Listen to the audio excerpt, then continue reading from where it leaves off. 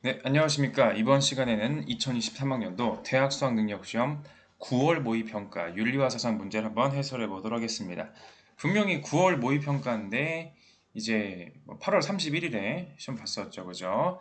자, 수요일인데요. 자, 윤리와 사상 등급은 46, 40, 33 이런 식으로 1, 2, 3등급이 이제 구분이 될 텐데 아무래도 지난번 6월과 비슷한 이제 난이도가 아니었을까 그렇게 한번 추정해 볼 수가 있을 것입니다. 막 특별히 막 너무 지엽적이거나 이상하다라고 할 만한 그런 뭐 지문이나 선택지가 특별히 막 보이진 않았고요. 자, 한번 보도록 하겠습니다. 자, 다음은 고대 중국 사상가 갑을의 가상 대화이다. 고대 중국이면 춘추전국 시대 공자맹자 순자 노자 장자 묵자 뭐 아니면 뭐 이제 저번 교육과정에서 한비자라든지 뭐 이런 사람들이죠, 그죠? 그런 사람들 중에서 자, 갑을이 공통적으로 강조하는 삶의 태도로 가장 적절한 것은 공통점을 물어보고 있습니다. 자, 그 그림인데, 자, 왠지 노자랑 장자일 것 같은 그런 기분이 들죠, 그죠? 과연 그럴까요? 한번 읽어봐야 알죠? 자, 무위자연의 도가 행해질 때는 무위자연과 도를 강조하는 순수와 소박을 강조하는 인위적인 덕은 쓸 곳이 없다. 인과 의는 뭐다? 자연의 도가 버려지면서 무위, 순수, 소박 이런 것들이 버려지면서 생겨난 인위적인 덕목인 것이다라고 주장하는 노자 되겠습니다. 자, 동의하고 있죠? 그렇습니다. 인의란 사람의 참된 본성이 아닙니다. 물오리의 짧은 다리를 길게 이어주면 괴로워하듯이 인과 의는 사람들에게 괴로움을 줄 뿐입니다. 역시 인과 의는 뭐다? 인위적인 것이고 그런 가치는 자연적인 것에서 벗어난다. 무의자연이 아니다라고 하는 역시 장자인데요. 장자임을 알 수 있는 그 또 하나의 키워드가 물오리의 짧은 다리를 길게 이런 그 장자가 우화가 많잖아요. 이런저런 이야기들이 많은데 물오리의 다리가 짧다 그래서 길게 늘려주면은 억지로 막 길게 잡아당기면은 당연히 물오리에게 인위적으로 괴롭히는 거죠. 반대로 학의 다리가 길다고 해서 학의 다리를 잘라버린다? 이것도 역시 학을 괴롭히는 겁니다. 긴 건 긴 대로, 짧은 건 짧은 대로 있는 그대로를 이제 바라보아야 되는 바로 그러한 노장사상 될 수 있겠습니다. 자, 공통점이니까. 근데 당연히 노장사상이니까 둘 간의 공통점을 물어봐야지 차이점 물어보면 좀 문제 만들기가 좀 곤란해지거든요. 자, 1번 문제이기도 하고. 근데 왜 3점이지? 봅시다. 1번 옳고 그름을 구분하고 의로움을 쌓아야 한다. 자, 옳고 그름을 구분하고 자, 십이지심으로 구분하고 의로움을 쌓아라. 집의해라. 뭐 호연지기 이건 누구 얘기? 이건 맹자 얘기죠. 맹자. 자, 노자 장자 사상에서는 이러한 의로움 뭐다? 이거 인위적인 거라서 안 돼요. X. 2번 인위적인 덕을 추구하지 않고 자연의 순리에 따라야 한다. 굉장히 무난한 선택지. 자, 왜 3점인지 나도 몰라요. 3번 인의 실현을 위해 안 돼요. 인의 실현을 추구하지 않습니다. 왜냐? 인은 뭐다? 인의 이거 다 인위적인 덕이라서 그렇습니다. 사회적 규범인 예를 실천해라. 이것도 역시 아니고요. 자, 4번 연기의 원리를 깨달아. 이거 불교 얘기죠, 이거는. 연기 뭐 윤회 이런 거 불교 얘기죠. 전혀 다른 얘기하고 있습니다. 자비를 베풀어라. 그냥 석가모니 얘기면 맞는 말이었을 텐데. 5번 악한 본성을 인위적으로 선하게 교화하는 노력을 기울여야 한다. 인위적으로 바꿔라. 이거 순자 얘기잖아요. 근데 노장 사상은 인위적인 걸 싫어하죠. 안 됩니다. 자, 2번 중국 유교 사상가 갑을의 입장으로 옳지 않은 것은 보통 중국 유교 사상가라고 하면요 성리학과 양명학 주희와 양 그 왕수인을 비교하는 문제가 많이 나오거든요. 볼까요? 자, 중국 유교 사상가가 힌트입니다. 사실 고대 중국도 중국이고 뭐 그런데 이런 패턴으로 많이 나오더라고요. 사실 중국 유교 사상가다라고 해놓고서 이제 뭐 공자, 맹자, 순자 해도 뭐 틀린 말은 아니긴 해요. 자, 갑 암과 실천 공부는 어느 한쪽을 없앨 수 없다. 이는 사람의 두 발이 서로 앞뒤로 번갈아 내디뎌야 걸어 나갈 수 있는 것과 같다. 만일 한쪽 발이라도 온전하지 못하면 한 걸음도 나아갈 수 없는 것과 같다. 지와 행은 뭐다? 둘 다 중요한데 마치 두 발처럼 두 발이 이렇게 가는 것처럼 둘 다가 자기 역할을 해야 되는 것입니다. 각자 오른다리는 오른다리 역할이 있고요. 왼다리는 왼다리 역할이 있어요.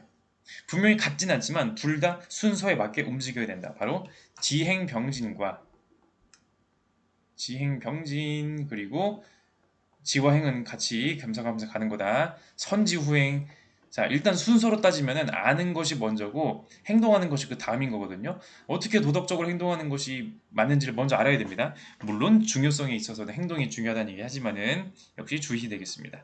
주의 나왔으니까 왠지 양명 나올 것 같은데, 자, 암과 실천은 본래 하나. 원래 하나였어요. 두 다리가 오른발 왼발 이게 아니라 그냥 하나입니다. 암과 실천에 대한 옛사람의 말은 모두 암 또는 실천 중 어느 한쪽의 공부에 치우침을 보충하고 그 패단을 막기 위한 것이다. 요즘 사람들이 두 가지 공부로 분명하게 나누는 것과는 다르다. 분명하게 나누지 말자 하나다. 지행 합일되겠습니다. 지와 행, 도덕적으로 뭐가 맞는지 아는 것과 그것을 실천하는 것은 뭐다? 그냥 하나다. 알면 당연히 하는 거고 안 한다? 모르는 거예요. 그러나 사실은 인간에게는 양지라는 것이 있으니까 그거대로 하자는 얘기 해주고 있습니다. 자, 주희와 이제 왕수인.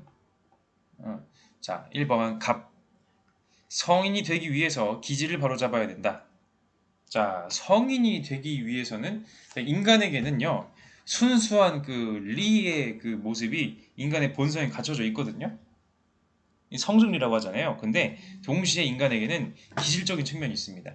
사람마다 다 같은 본성을 가지고 있으면서도 왜 이렇게 다르냐? 기질적인 차이가 있기 때문에. 즉, 보석과 같은 반짝반짝 빛나는 이 본성이 기질리라고 하는 물에 덮여져 있는데, 이 물이 탁 하면은 보석 같은 본성이 안 보이는 거예요. 그래서 기질적인 그런 뭔가 좀 도덕적인 걸 실천하기 어렵게 만드는, 뭔가 욕구에 민감하다든지 막 그런 것들을 조절해야겠죠. 바로 잡아야 됩니다.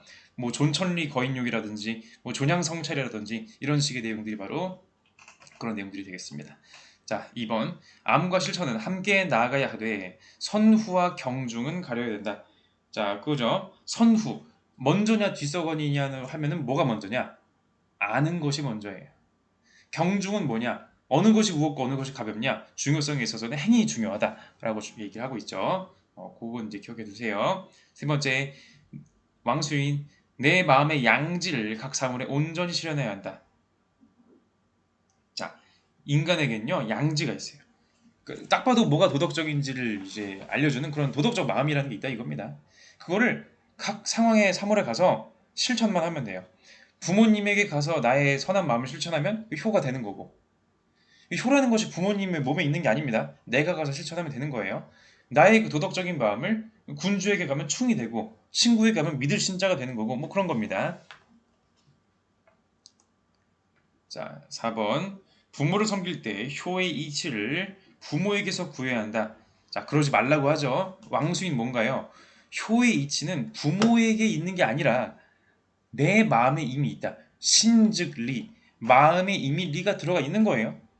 효의 이치, 충의 이치, 신의 이치 다 있습니다. 다 있는데 부모에게 가서 그걸 하면은 치양지하면은 바로 그게 바로 이제 효가 되는 것이죠. 자, 5번. 갑과 을. 도덕적 본성, 천리를 보존하고 인욕을 제거해야 된다. 존천리 거인욕이죠. 참고로 존천리 거인욕은 성리학에서도 양명학에서도 모두 강조하고 있는 바로 그런 수양이 되겠습니다. 존천리 거인욕. 존천리, 하늘이 부여해준 이제 천리, 선한 본성으로서의 그 이치를 보존하고, 그리고 거인욕, 인간의 사사로운 욕심에서 떠나라 라고 하는 게 바로 존천리 거인욕 되겠습니다. 이것도 역시 맹자의 그 계승자임을 알 수 있는 그런 전형적인 예시죠. 자, 가보도록 하겠습니다. 3번. 고대 서양 사상가 갑과 근대 서양 사상가 을. 자, 고대면 누구죠? 소피스트, 소크라테스, 플라톤, 아리스토텔레스, 에피쿠로스, 스토아파가 되겠죠. 근대는 누가 있나요? 많죠. 근대는 좀 많아요. 자, 베이컨, 이제 데카르트부터 해가지고 스피노자, 그리고 이제 흉, 그리고 의무론자 이제 칸트와 공리주의자 벤담과 밀, 뭐 이런 식으로 쭉쭉쭉 가볼 수 있겠습니다. 자, 뭐가 나올까 한번 봅시다. 자, 많은 아름다운 것은 가시적이지만 아름다운 것, 아름다운 건물, 아름다운 자연, 아름다운 뭐 옷 등등 가시적, 눈으로 보인다 이거거든요. 내 감각기관으로 알 수 있다는 거예요. 하지만 가지적이진 않다. 지성으로 알 수 있는 건 아니다. 아름다운 강물은요, 그냥 눈으로 보면 돼요. 그건 지성으로 보는 게 아닙니다. 그러나 아름다움 그 자체, 아름다운 그 여러 가지 것들에 속해 있는 그 아름다움이라고 하는 그 자체의 개념은 뭐다? 그러한 이데아는 가시적이지 않고 가지적이다. 즉, 이데아는 뭐다? 오로지 지성으로만 알 수 있다. 누구? 플라톤 되겠습니다. 자, 이성을, 자, 이쪽도 이성을 굉장히 강조하는 느낌이네요. 이성을 최대한 완성시키는 것에 인간의 최고 행복, 즉 지복이 놓여져 있다. 이성을 잘 써먹고 살아야지 지극한 행복을 누릴 수 있어요. 지복은 신에 대한 직관적인 인식에서 생기는 정신의 만족 외에 다른 어떤 것도 아니다. 신을 강조하면서 이성을 강조하는, 신에 대한 직관적 인식을 강조한 사람 누구? 바로 스피노자가 되겠습니다. 자, 여기서 스피노자 말하는 신은 범신론적인 그런 이미지의 신, 그러니까 자연 그 자체, 우주 그 자체를 이제 신이라고 하는 거죠. 인과 필연적 질서. 자, 봅시다. 갑 1번, 욕망의 작용을 제거하는 것이 이성이 해야 할 역할이다. 자, 욕망에 휘둘리면 안 되는 건 맞는데 욕망에 휘둘리지 말라 그랬지. 욕망을 아예 없애라는 게 아니라 욕망을 잘 다스려야 돼요. 플라톤, 인간에게 뭐가 있죠? 자, 이성적인 부분, 자, 영혼 3분설이죠. 이성적인 부분, 기계적인 부분, 욕구적인 부분. 야, 욕구적인 부분 필요 없으니까 죽어. 아닙니다. 욕구적인 부분을 이성이 시킨 대로 잘 다스리는 것이 바로 정의로움의 길 중에 하나인 것이죠. 이성은 보다 욕망을 잘 이끌어주는 것이다. 자, 두 번째. 사물과 이데아의 존재 방식은 같지만 인식 방법은 다르다.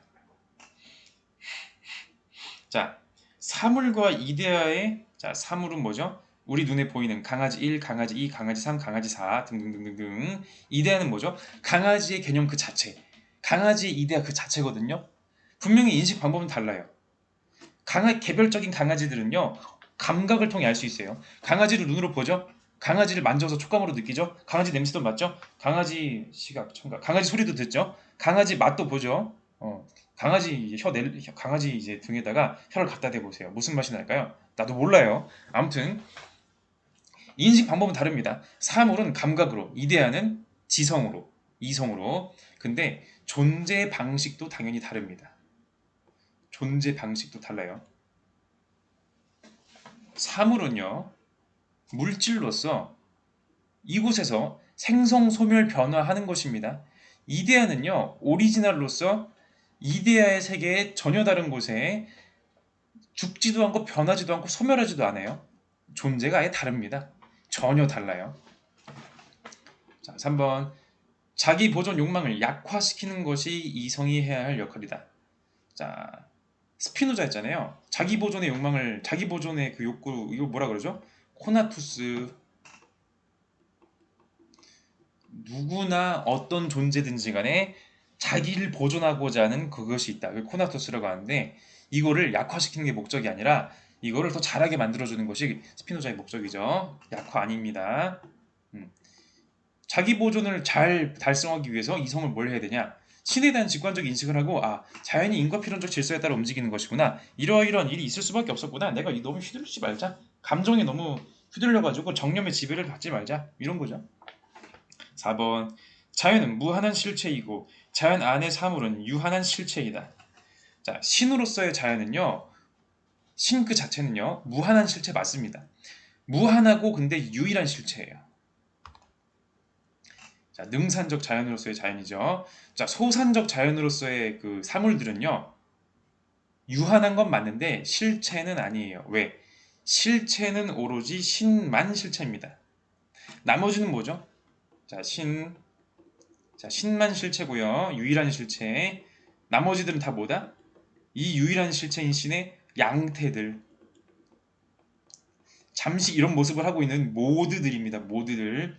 유일한 실체인 자연, 신의 인간 모드, 강아지 모드, 고양이 모드, 인절미 모드, 물통 모드 등등 있네요. 5번. 갑각을 모든 존재의 근거가 되는 하나의 궁극적인 원인이 있다. 자, 플라톤에게서의 그건 뭐다? 이데아. 스피노자에겐 뭐다? 신. 맞습니다. 자, 이건 3점짜리 할 만한 문제가 맞는 것 같아요. 4번. 근대 한국 사상가 갑을의 입장으로 적절한 것만을 보기 위해서 있는 대로 고른 것은 근대 한국 위정척사, 온건계합, 급진계합, 동학, 원불교, 증상교. 뭐 거기 실학이라든지 강화학파도 포함되고, 자, 등등이 있습니다. 자, 우리의 돈은, 지금도 듣지 못하고 옛적에도 듣지 못하던 가르침이다. 수도 하는 사람은, 그러니까 자기 자신을 수양하는 사람은 수심정기하여 인의예지를 지켜야 한다. 자, 수심정기 인의예지. 자, 뭐, 자, 굉장히 솔직히 이건 우리 문제에서 굉장히 어려운 지문이 나왔다라고 할 수 있겠는데, 근데 저희 사실 저 수심정기란 단어가 그 말 그대로 자기 자신의 마음을 잘 다스려 가지고 자기 길을 잘 바르게 하자는 거거든요. 근데 저게 그 동학의 얘기인데, 아니 이니에즈는 우리 전통 사상이면은 이니에즈는 그럼 위정척사 아닌가요? 근데 동학은요 서학에 반대돼서 나온 거기 때문에 동학이라고 해서 이니에즈를 부정하자는 게 아닙니다. 뭐 신분질서라든지 차별적인 이런 걸 하지 말자는 거죠. 외세 침략이라든지 이런 것들을 배격하자는 거니까. 자, 이 수심정기는 여러분 수능특강에서도 제시가 되고 있는 용어이기 때문에 수능특강을 꼼꼼하게 보신 분들은 저 용어를 기억할 수 있으리라는 생각이 드네요. 그죠? 그렇게까지 봐야 되나? 라고 할 수 있겠지만은 이런 수능특강은 기본이고 또 9월 모의평가에서 나왔기 때문에 당연히 수능에도 나올 수가 있기 때문에 꼭 기억하세요. 이 기회에 기억하는 겁니다. 자, 그 다음 우리는 일원상을 신앙의 대상과 수행의 표본으로 모시고 있다. 공부한 사람은 마땅히 일원의 참된 성품을 가지고 일원의 원만한 마음을 실행해야 한다. 일원상 딱 나오면 뭐다? 원불교다. 자, 갑. 모든 사람은 자신의 마음 안에 천주를 모시고 있다. 시천주 사상 동학 맞고. 니은. 개벽을 앞당기려면 후천개벽 사상 말하는 거죠. 서양 문물을 수용해야 한다. 서양을 좋아하지 않죠, 그죠? 아니고. 기억은 맞고 니은은 아니다. 이것도 아니고. 어, 이거 아니고. 자, 일단 디귿은 무조건 맞겠네요. 자, 을. 원불교 생활 속에서 평등과 자비의 정신을 실천해야 된다. 너무 쉽네요, 그죠? 맞고. 리을. 갑과 을. 인간 존중의 윤리가 실현되는 새로운 세상을 준비해야 된다. 후천개벽 사상은 평등 세상이고 인간이 존중되는 그런 세상이 되겠네요, 그죠? 맞네요. 자, 이 제시문 선택지는 되게 쉬운데 기억닌 디귿리는 엄청 쉬운데 갑의 제시문이에요. 어려웠죠, 그죠? 만약에 갑을 위정척사라든지 다른 걸로 만약에 오해했으면은 큰일 날 뻔했네요, 그죠? 만약에 위정척사로 오해했으면 어떻게 불었을까? 갑도 아니고, 그러니까 기억도 아니고 니은도 아니고, 그리고 리을도 아니고 디귿밖에 없잖아. 위정척사로는 문제가 안 풀리네요, 그죠? 아예 선택지에 답이 없어요. 만약에 3번을 니은 리을이 아니고 디귿리을로 디귿리을도 안 되는데 답이 없습니다, 그냥. 자, 동학으로 풀어야지만 답이 나오는 5번 되겠습니다. 자, 5번 고대 서양 사상가 갑, 중세 서양 사상가 을. 고대 서양 누구라고 했었죠? 소피스트, 소크라테스, 플라톤, 아리스토텔레스, 에피쿠로스, 파스토아파. 중세 누구? 아우구스티누스, 아퀴나스.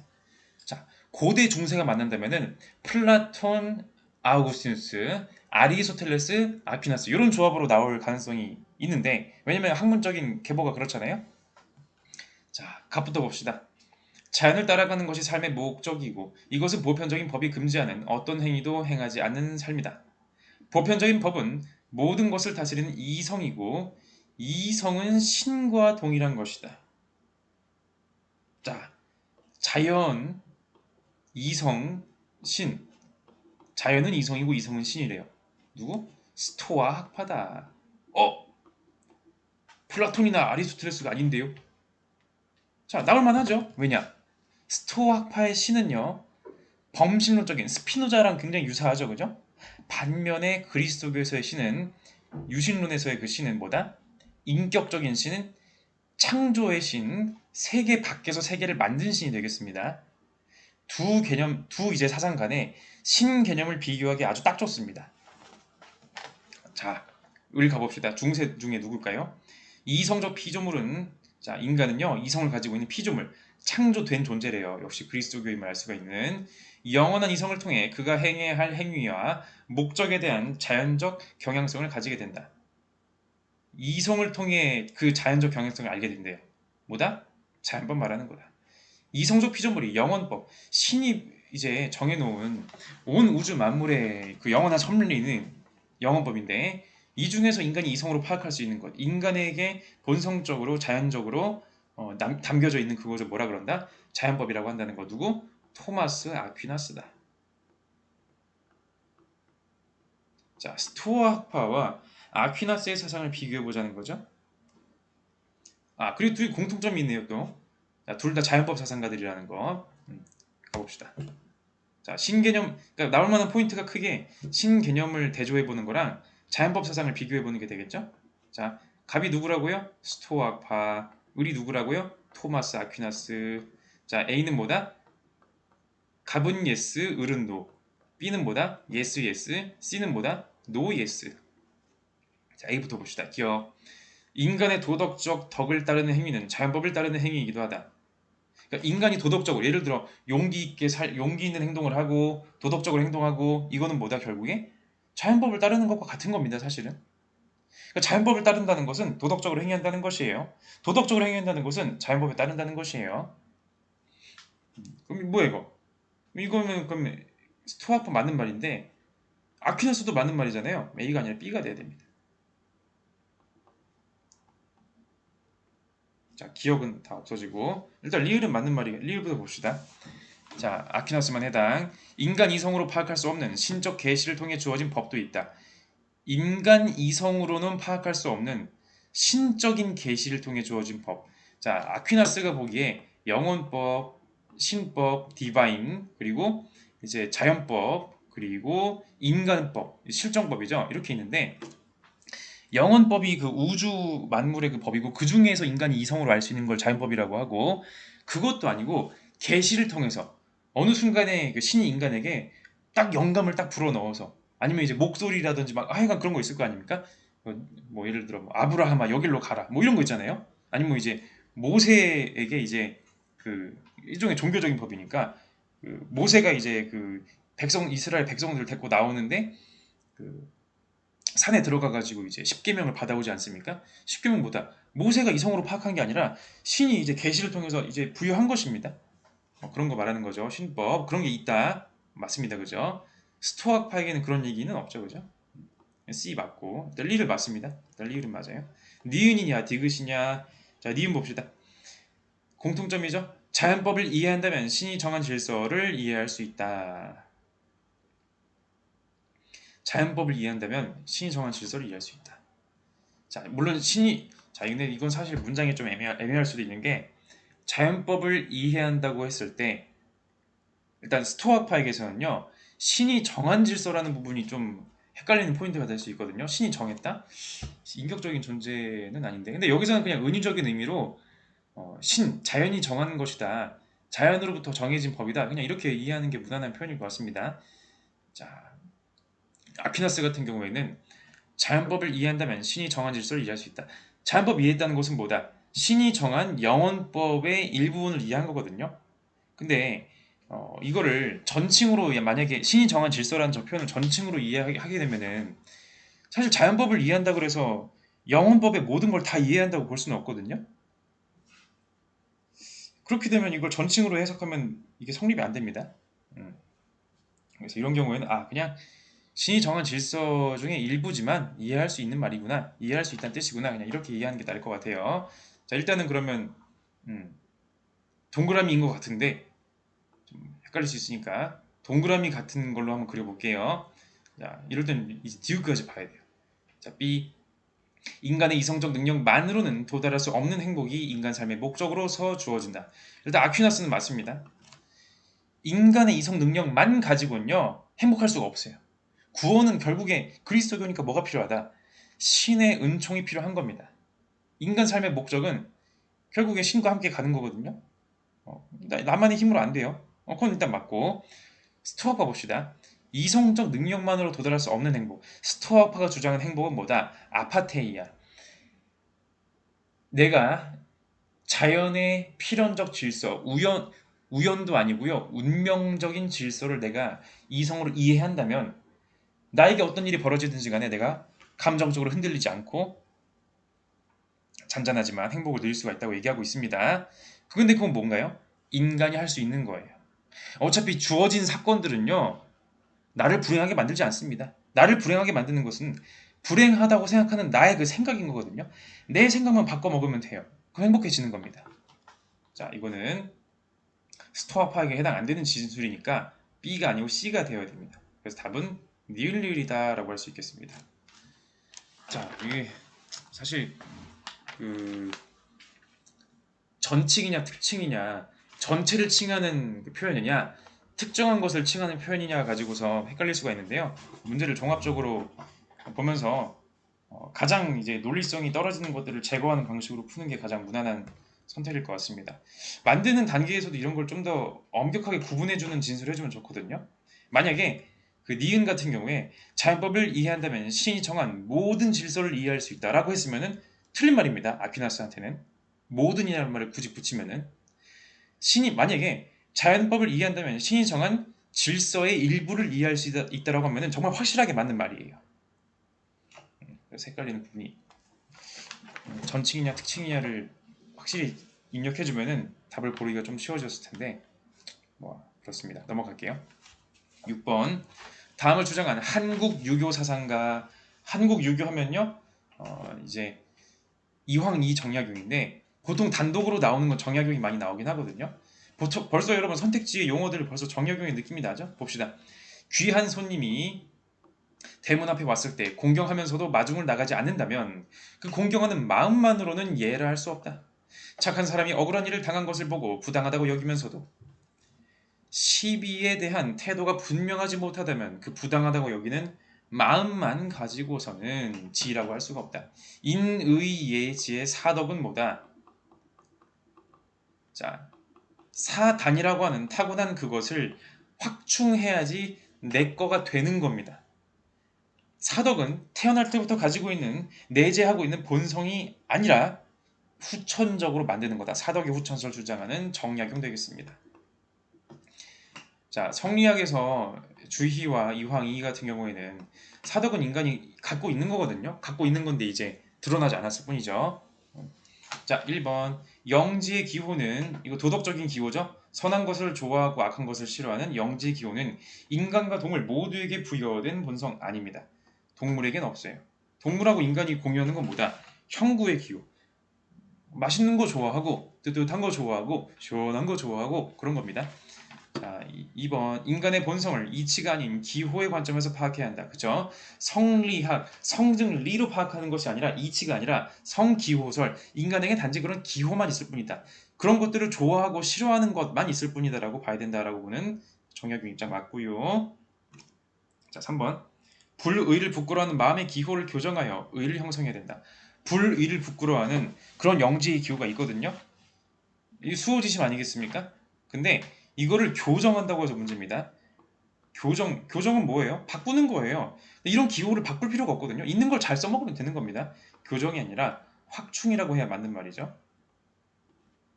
4번 사양지심과 시비지심을 실천하여 선천적인 성으로서의 예와 지를 회복해야 된다.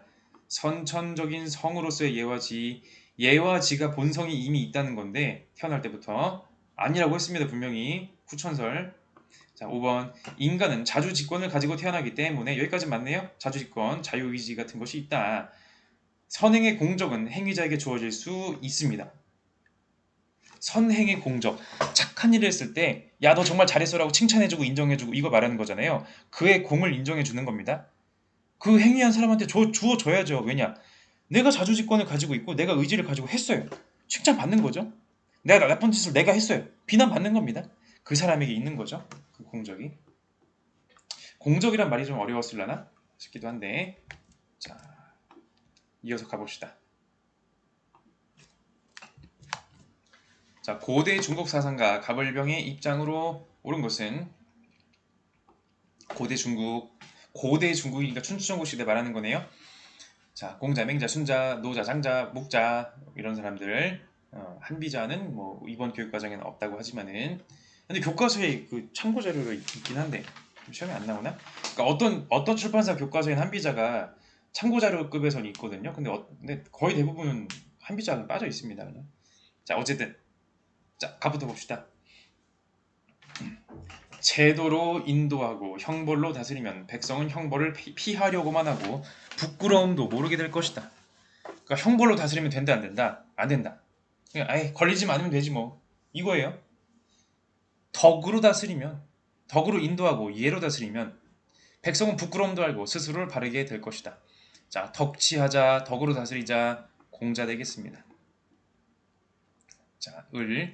사람에겐 누구나 차마 남에게 하지 못하는 마음 불인인지심이 있다. 맹자. 이러한 마음을 가지고 정치를 하면 즉 불인인지심에 근거한 불인인지정이 되겠죠. 천하를 마치 손바닥 위에서 움직이는 것처럼 쉽게 다스릴 수가 있다. 제 손바닥을 보니까 그죠? 손금이 보이고 턱걸이하다 만든 굳은 살이 막 보이네요. 그죠? 이 한눈에 보이는 겁니다. 그렇게 해야 정치가 되는 거다. 자, 공자 맹자 나왔으니까 왠지 순자 나올 것 같은 느낌이 드는데 과연 그럴까요? 자, 예의는 사람의 다스림의 시작이다. 예의를 중시하는 걸로 봐서 일단 노자 장자는 아닙니다. 얘는 본성을 바로잡고 본성을 바로잡는데요. 본성을 있는 그대로 잘 발휘하게 하자라고 했으면 맹자, 바로잡자라고 하면은 순자가 되겠습니다. 왜냐? 성악설이니까 인간의 본성의 그런 그 이기적인 측면, 이런 그 욕망이라든지 이런 측면이 있으니까 얘는 뭐다? 본성을 바로잡고 나라를 다스리는 규범이다. 개인의 도덕 규범이자 사회 규범이라는 거. 자, 1번 공자. 군주는 덕에 의한 통치보다 형벌에 의한 통치를 중시한다. 뭐 제시문하고 아예 반대말 하고 있죠, 그죠? 이거는 이제 한비자가 할 만한 말이네요, 그죠? 2번 왕도 정치를 하려면 사직을 백성보다 중시한다. 사직이 뭐냐면요, 쉽게 말해서 그 군주의 자리를 유지하는 거라 생각하시면 돼요. 군주가 내가 왕의 자리를 유지하기 위해서 백성의 목숨이 어떻게 되든지 간에 내 왕의 자리가 더 중요한 거야. 이러면 안 된다고 하거든요, 맹자는. 부등호가 잘못되어 있죠. 사직보다 백성이 중요하다는 것이 바로 맹자 입장이 되겠습니다. 백성이 근본이다. 민본 정치의 바로 맹자. 병 3번 외면적 사회규범인 외면주 규범인 예를 통해 인간의 본성을 교화해야 한다. 전형적인 순자 지문 설명 맞고요. 4번 갑과 을. 군주가 백성을 근본으로 삼는 정치를 저버려도 군주를 교체할 수 없다. 자, 공자에게서는 역성혁명 얘기가 막 잘 모르겠습니다. 근데 확실히 맹자는 역성혁명 얘기가 있기 때문에 교체할 수 있다고 봤습니다. 사실 이게 역성혁명 얘기 자체가 공자의 정명사상을 활용한 거라고 봐야 되잖아요. 정명이 뭐였습니까? 군군신신 부부자자. 군주는 군주답고 신하는 신하답고 해야 된다. 군주가 군주답지 못하면 어쩔 건데, 그래서 맹자는 바꾸라는 얘기하는 거죠. 군주 교체 가능하다. 그리고 사실 공자가 그런 내용을 역성혁명 내용을 부정한다고 볼 수도 없는 것이 그 옛날에 이제 주나라에서 이제 옛날에 고대 중국에 이제 걸주유려라고 해가지고 이제 걸왕, 주왕, 유왕, 여왕이라고 하는 이름난 고대 4대 폭군이 있거든요. 결말이 어떻게 됐다? 덕을 갖춘 자에 의해서 쫓겨남을 당했습니다. 새로운 군주를 세웠죠. 공자가 그런 것을 막 부정하는 건 아니기 때문에 이미 역성혁명의 논리가 숨어 있다라고 볼 수 있겠지만 그건 너무 깊은 내용이니까 넘어갈게요. 어쨌든 확실히 을 때문에 맹자 때문에 아니라는 선택지. 5번 을병. 백성의 선한 본성을 확충하려면 여기서부터 틀렸죠? 선한 본성을 확충은 뭐다? 맹자는 맞는데 순자는 아니죠. 왜냐? 순자는 성악설. 자, 8번 다음을 주장한 한국 불교 사상가 한국 불교 원효 의천 진울. 돈오 점수는 성인이 밟아온 길이다. 돈오 점수 강조하는 진울 되겠습니다. 진울. 과거의 모든 성인은 먼저 끼치고 선오 뒤에 닦아나갔고 후수 그 닦음에 의해 깨달음을 얻었다. 증득을 한 것입니다. 자, 그 다음 비록 뒤에 닦는다고 하지만 이미 망념은 본래였고 심성은 본래 청정한 것임을 먼저 도노했기 때문에 자성청정함. 아, 내 본성에 이미 부처가 있는 내 본성은 이미 부처였구나. 이게 딱 깨달았어요. 악을 끊되 끊어 딴 생각이 없고 선을 닦되 선을 당다는 생각이 없으니 이러한 닦음이 참다운 닦음이다. 진수. 자, 진울 되겠습니다. 1번 마음의 본체가 정이고 마음의 작용이 해이다. 정해 쌍수하자. 정해 쌍수 맞죠? 자, 2번 이거 옳지 않은 거 고르는 거네요. 정의 쌍수는 돈에 이르기 위한 수행 방법이다. 자, 돈오는요.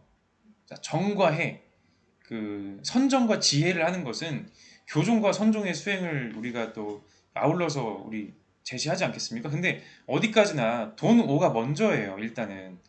일단 먼저 선종의 수행 방법으로서 일단 선종 중심으로 돈을 먼저 하고 이후에 습기를 제거하는 점수의 과정을 하면서 교종의 수행 방식도 겸사겸사 할 수 있는 거거든요. 일단 도노는 선종의 수행 방법으로 먼저 해야 되는 것입니다. 도노에 이르기 위한 수행 방법이라기보다는 도노하고 나서 꾸준히 해야 될 바로 정의 쌍수가 되겠지요. 3번 참다운 닦음이 되기 위해서는 도노가 먼저 이루어져야 된다. 그쵸? 선오후서라고 했습니다. 여기 먼저 깨닫는 게 중요해요. 도노 이후에도 습기를 제거하기 위해 점진적 수행이 필요하다. 습기를 제거하기 위해서 뭐? 점수가 필요하다 했습니다. 일단 도노가 먼저라는 거 순서상. 5번 도노란 자신의 마음이 본래 부처임의 마음임을 깨달아 단박에 깨치는 것이다. 그쵸? 전형적인 설명 나왔고요. 9번 고대 서양 사상 갑, 근대 서양 사상 을. 자, 뭘까요? 인간은 만물의 척도이다. 프로타고라스. 프로타고라스라고 하면은 소피스트죠. 어떤 특성이 있습니까? 상대주의적인 윤리관이죠. 있는 것들에 대해서는 있다고, 있지 않은 것들에 대해서는 있지 않다고 말하는 척도이다. 각각의 것들은 내게 나타나는 그대로 내게 있고 당신에게는 당신에게 나타나는 그대로 있다. 진리의 그 근거는 어디에 있다? 경험에 있다라고 얘기하는 소피스트 프로타고라스 되겠습니다. 인간 전체가 척도가 아니고요. 각각의 인간들이 저마다의 척도를 가지고 있는 거예요. 자, 사람들이 정령과 이성의 싸움을 말할 때 사람들이 말하는 것은 엄밀하지도 않고 철학적이지도 않다. 이성은 정념의 노예이고 또 노예일 뿐이어야 하며 누가 주인공이다? 정념이다. 데이비드 휴미죠? 데이비드 휴도 경험을 중시하네요. 그죠? 영국 경험론을 이어받았죠? 정념에 봉사하고 복종한 것 외에 결코 어떤 직무도 탐낼 수 없다. 자, 고대와 근대인데 이렇게도 엮일 수가 있네요. 나중에 그 고대부터 현대까지 해가지고 이성을 강조하는 사상가들의 흐름과 경험을 강조하는 사상가들의 흐름을 쭉 한번 정리하는 영상 한번 만들어봐도 하면 재밌을 것 같습니다. 자, 넘어갈게요. 1. 기억, 갑. 인간의 감각적 경험을 초월한 절대적인 진리는 없다. 맞습니다. 절대적 진리 있다 없다? 없다. 내가 그냥 눈으로 보고 내가 경험해보고 그냥 그런 것들로부터 알 수 있는 것일 뿐이지, 경험해보니까 트라키아 사람들의 관습과 저기 아테네 사람들의 관습과 페르시아 사람들의 관습이 다르더라. 절대적인 게 뭘 가지고 절대적이라 할 건데? 라고 얘기하는 거죠. 자, 니은 사회적 시인의 감정은 인간의 공감 능력이 근거한다. 그쵸? 이거 7월 모의고사 선택지로도 있었던 거죠. 그죠? 사회적으로, 자, 사람들이 시인하고 부인하거든요. 감정적으로 이거 좋다, 이거 싫다 이렇게 감정적 반응을 보여요. 근데 마라탕은 좋다, 마라탕은 싫다. 뭐 떡볶이는 좋다, 떡볶이는 싫다. 개인적인 시인과 부인의 감정 말고 그건 취향이니까 사회적으로 다 같이 시인하고 다 같이 부인할 수 있는 건 뭐다? 예를 들어 우리는 모두가 살인을 부인합니다. 우리는 모두가 성실함을 시인합니다. 긍정한다는 거죠. 왜 그렇다? 우리 모두가 같은 걸 느낄 수 있는 공감 능력이 있기 때문에. 우리가 경험해봤더니 성실한 건 우리에게 유용하고 도움이 되는 것이고, 사회적으로 살인하거나 도둑질하거나 이런 것은 사회적으로 안 좋은 것이다, 해로운 것이다 라는 것을 우리는 충분히 공감할 수가 있어요. 자, 디귿. 자, 또 휴미죠. 감정뿐만 아니라 이성도 단독으로 도덕적 실천의 동기를 유발 안 합니다. 이성은 그냥 도덕적 실천의 동기를 유발 안 해요. 즉, 도덕적으로 이거 하자 말자를 정하는 건 무조건 뭐다? 무조건 감정, 무조건 정념이에요. 이성은 뭐 하나요? 그때 이제 자, 감정이 저 사람 도와줘야겠다 딱 느끼면은 이성은 방법을 알려주고, 만약에 감정이 저 사람 너무 싫다, 저 사람 비난해야지 라고 하면은 저 사람 비난하는 게 맞는지 아닌지 사실관계를 따져주는, 이성은 뭐다? 사실 판단의 역할만 해주는 겁니다. 자, 리을, 갑과 을. 덕과 악덕의 구별은 주관적이지 않고 보편적이다. 자, 덕과 악덕의 구별은 보편적이다. 흉 같은 경우엔요, 이게 인류애나 동정심 같은 얘기를 하거든요. 그러니까 그런 것들이 그 인류 사이에 공감이 가능하기 때문에 보편적인 그런 가치로서 우리가 제시할 수 있겠다라는 식의 말을 하는 제시문이 있는데, 문제는 프로타고라스죠. 프로타고라스 같은 경우에는 인간은 만물의 척도이다. 각각의 인간들이 각각이 다 척도예요. 결국엔 주관적이잖아요. 보편적으로 야 이게 다 옳은 거야, 모두가 다 인정해야 돼 라는 게 없다는 겁니다. 가벽에서 확실히 틀렸으니까 기억 니은 고르시면 되고요. 자, 10번. 사회사상가 가불병의 입장에서 서로에게 제기할 수 있는 비판. 또 이 문제 나왔죠? 아, 이거 맨날 나오네, 그죠? 앞으로도 맨날 나올 거예요. 자, 인간은 자연 상태를 보존하고자 한다. 자연 상태, 이거 얘기하면 사회사상 자연 상태, 사회계약론인가? 근데 그것을 방해하는 힘이 개인이 감당할 수 없을 지경에 이르렀다. 개인은 사회계약을 맺음으로써 일반 의지의 지배하에, 일반 의지 강조하는 자크 루소가 되겠습니다. 이전과 다름없이 자유를 잃지 않게 된다. 그렇죠? 루소의 사회계약론 되겠습니다. 자, 자연 상태에서 인간은 자유롭고 평등하대요. 나쁘지 않네요, 그죠? 근데 각자가 자연법을 집행할 수 있는 권력을 포기. 자연법을 집행하려고 하는 권한을 포기해요. 재판할 권리, 뭐 아니면은 뭐 집행할 권리, 바로잡을 권리 이런 것들 내가 하지 않고 공동체에다 양도합니다. 우리 모두가 약속을 해가지고 자 재판하는 것은 이제 이 재판장에서만 합시다. 법 집행은 이제 경찰이나 이런 데서만 합시다. 시민사회가 존재하게 되는 것이죠. 커먼웰스가 존재해요. 바로 존 로크가 되겠습니다. 로크는 L로 써야 되죠. 경쟁심, 불신, 영광에 대한 욕구, 인간들 사이의 분쟁의 원인, 공동의 힘이 없는 자연상태, 만인에 대한 만인의 투쟁이다. 자연상태는 아주 비참하고 수명이 짧습니다. 누구? 토마스 홉스다. 자, 루소, 로크, 홉스. 자, A. 자연상태에서 이렇게 비판이죠. 자연법 집행권은 모두에게 있음을 간과한다.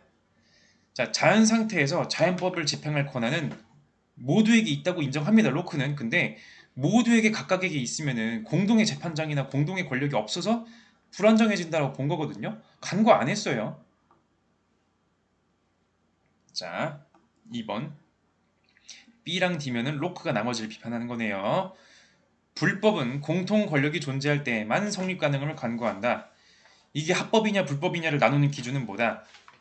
정치 사회가 만들어져야지, 리바이어던이 만들어져야지만 그렇게 판단할 수가 있다라고 보는 것은 홉스 입장이 맞는데 D를 비판하면 안 되겠냐. 간과 안 했습니다. 그러면 루소랑 로크 같은 경우에는 그 시민사회, 국가 발생 이전에도 정의나 부정의가 존재한다고 봤을까요? 루소 같은 경우에는요, 인간은요 태어날 때부터 자유롭다고 했습니다. 그럼 자유를 침해하는 것은 당연히 부정의하다는 유추가 가능하겠고요. 로크 같은 경우에는 일종의 천부인권 사상을 예비하는 사람이잖아요. 인간에겐 그 자연적인 권리로서 내 재산을 향유할 수 있는 권리가 있습니다. 로크한테는 생명도 마찬가지, 재산도 마찬가지고, 자유도 마찬가지고. 예를 들어 내가 주인 없는 자연물에서 나의 노동력을 가지고서 정당하게 취득을 해요. 주전자 가지고 와서 강물 떠왔어. 이 물은 내 거 되는 거예요. 내 거니까 내 권리가 있는 거죠. 내 거를 막 침해, 막 도둑질해가 내 권리를 침해한 부정의가 됐네요. 자, 네, 그러나 홉스는 그런 기준 자체가 이제 국가 성립 이후에 가능하다는 입장으로 제시가 되어 있습니다. 이게 이건 좀 사족적인 얘기인데, 애초에 정의와 부정의가 국가 발생 이후라고 하면은 그 이전에 사회계약을 하는 이유 자체가 좀 불분명해지긴 해요. 뭐 자연 상태 그런 상황 자체가 전쟁 상태가 꼭 비참하고 나쁜 거냐? 가치 판단의 부여는 하기 나름이거든요. 자, 넘어갑시다. 이거 딴소리였어요. 자, C. 어디 보자. 홉스가 로크를 자연 상태에서 분쟁하는 인간에게도 자연권이 있음을 간과한다. 자연 상태에서 분쟁하는 인간에게 자연적인 권리, 집행권이 있음을 간과 안 했습니다. 처벌할 수 있고 집행할 수 있어요. 판단할 수 있습니다. 다만 각자가 따로따로 가지고 있으면 분쟁이 해결이 안 되고 그러니까 그렇다는 거죠. 자, 4번. 자기 보존을 위한 적극적인 권리가 사회 계약에 의해 제한되어야 함을 간과한다. 홉스가 루소를 비판하는 거죠. 자기 보존을 위한 적극적인 권리, 나의 보존을 위해서 적극적으로 상대방을 어떻게 좀 해야겠다. 이런 것은 제한된다. 근데 루소도 그걸 간과하는 건 아니거든요. 생활과 윤리에도 나오지만은 사형제도 같은 형벌제도 얘기할 때 왜 형벌하고 처벌하는 걸까요? 왜냐면 우리는 서로를 해치지 않고 잘 지내기로 계약한 거거든요. 그렇기 때문에 사회계약에 의해서 자연적 권리가 시민적 권리로 대체가 되는 겁니다. 남을 함부로 공격할 수가 없고요. 남을 함부로 해칠 수가 없는 거죠. 그렇게 해버린 사람은 계약 위반자이자 국가에게 이제 전쟁을 선포한 자이기 때문에 처벌당할 수가 있다는 얘기합니다. 루소도. F. 자유를 억압하는 루소가 홉스한테 자유를 억압하는 제도가 사회계약의 계기가 됨을 간과한다. 자, 루소의 저서는 크게 두 가지, 우리 사회사상 단계에서 두 가지 책을 보시면 되는데, 하나가 바로 인간 불평등 기원론이고요. 자, 인간 불평등 기원론. 자, 왜 불평등이 발생했냐? 그리고 그거를 이제 극복하기 위해서 사회계약론을 제시합니다. 자, 인간 불평등 기원론에 보면요, 그 원래 자연 상태에서 인간은요, 뭐 나쁘지 않습니다. 그냥 뭐 서로 그냥 떨어져서 살고 있어요.